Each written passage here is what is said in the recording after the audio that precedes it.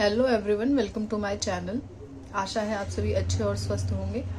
तो जैसे कि आप सब देख ही चुके हैं कि केंद्रीय विद्यालय ने कितनी जल्दी अपनी एग्जामिनेशन डेट दे दी है, जो कि 10 जनवरी और 11 जनवरी है टायर 1 की। ठीक है, तो एग्जाम पैटर्न की तो बात हम पहले ही कर चुके थे कि कौन कौन सा सब्जेक्ट आने वाला है और कितना वेटेज है। ठीक है, फिर भी मैं आपको एक बार बता देती हूँ। हिंदी आएगी, इंग्लिश आएगी, मैथ आएगा, रीजनिंग आएगा, कंप्यूटर आएगा, जीके आएगा। ठीक है, तो हिंदी में 10 क्वेश्चन आएंगे, इंग्लिश में 10 क्वेश्चन आएंगे। ठीक है, एक क्वेश्चन 3 नंबर का है, तो इसका मतलब हिंदी 30 नंबर की, इंग्लिश 30 नंबर की, मैथ 20 क्वेश्चन 60 नंबर के, रीजनिंग 20 क्वेश्चन 60 नंबर का, कंप्यूटर 20 क्वेश्चन 60 नंबर का, जीके 20 क्वेश्चन 60 नंबर का। ठीक है, अब इतना लिमिटेड टाइम है, इसमें हम कुछ भी बहुत डीप कवर नहीं कर सकते, है ना। तो मेरा मानना तो ये है कि आपका मेन जो है वो क्या होना चाहिए, टेस्ट होना चाहिए। ठीक है, आप मल्टीपल क्वेश्चंस को अटेम्प्ट करिए। आप चाहे कहीं से भी कोई से भी क्वेश्चंस कर सकते हो, एसएससी के कर लो या फिर डीएसएसबी के कर लो या फिर केवीएस में जो जेएसए पोस्ट लास्ट टाइम जो कंडक्ट कराए गए थे वो उनके एग्जाम्स के कर लो, है ना। तो इससे आपको पता लगेगा कि आपका कौन सा क्वेश्चन वीक है। ठीक है, देन उसके बाद आप जो भी पोर्शन, मतलब हिंदी है मान लो, तो हिंदी को लूसेंट की बुक से या फिर सामान्य हिंदी एक किताब है वहाँ से आप पढ़ के चीज़ें कवर कर सकते हैं और क्वेश्चंस अटेम्प्ट कर सकते हैं, है ना। हिंदी हम ऐसे प्रिपेयर कर सकते हैं। इंग्लिश की बात करें तो इंग्लिश में भी यही पैटर्न फॉलो हो सकता है। जैसे कि नीतू सिंह एक बुक है, आप उसको पढ़ सकते हैं, फिर क्वेश्चंस अटेम्प्ट कर सकते हैं, है ना। मैथ में आपको प्रैक्टिस करनी है क्वेश्चंस की। और जो कुछ बच्चे ऐसे होंगे जो भाई फ्रेशर हैं, जो स्टार्ट कर रहे हैं, तो वो कुछ यूट्यूब की वीडियो से क्वेश्चंस को कर सकते हैं। ज़्यादा आपको फोकस करना है अर्थमेटिक पे।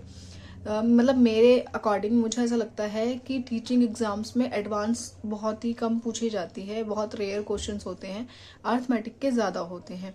तो आप अर्थमेटिक पे फोकस करिए। आप चाहे तो कॉन्सेप्ट सीख सकते हैं यूट्यूब से किसी भी टीचर के थ्रू, जो आपको कॉन्सेप्ट जिससे आपको आसानी से समझ में आए, उस टीचर के थ्रू, और आप क्वेश्चंस करिए। ठीक है, मैथ में हम ऐसे कर सकते हैं।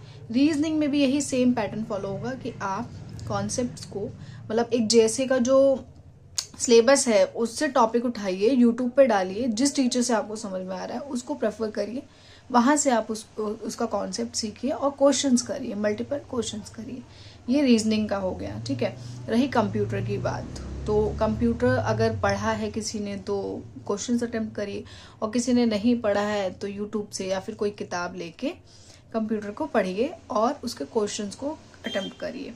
रही जीके की बात, तो जीके तो एक बहुत ही वास्ट सब्जेक्ट है, जिसको आप कितना भी पढ़ लो आप उसको पूरा नहीं कर सकते। ठीक है, अगर 20 क्वेश्चन है तो आपने अगर बहुत अच्छा पढ़ा है तो उसमें से फिर भी 50% ही आप अटेम्प्ट कर पाएंगे। तो आपको जीके के पीछे, मुझे ऐसा लगता है, ज्यादा नहीं भागना चाहिए। आपको जीके में ये करना चाहिए कि जो बेसिक स्टैटिक वगैरह है ना, थोड़ी थोड़ी चीजें जान लो बस। जीके में आप ये कर सकते हैं, और उससे ज़्यादा मुझे नहीं लगता आप जीके में कुछ कर सकते हैं। तो घबराने की ज़रूरत नहीं है। जितना वक्त आपके पास है उतना ही वक्त सबके पास है, और अच्छा होगा। बस ये पॉजिटिव सोच लेके आगे बढ़ना है, और जो भी चीज़ें हैं उसको आप अपने अकॉर्डिंग, बस जितना टाइम है आपके पास आप अपना 100% दीजिए, और अच्छा होगा। बस इतना सोच के आप करते रहिए।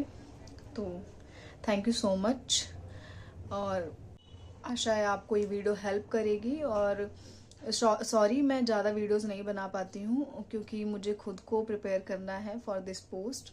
सो आप बस आप पढ़ते रहिए, मैं बीच बीच में आपकी हेल्प के लिए छोटी छोटी वीडियोस ऐसे डाल दूंगी। Thank you so much watching my videos.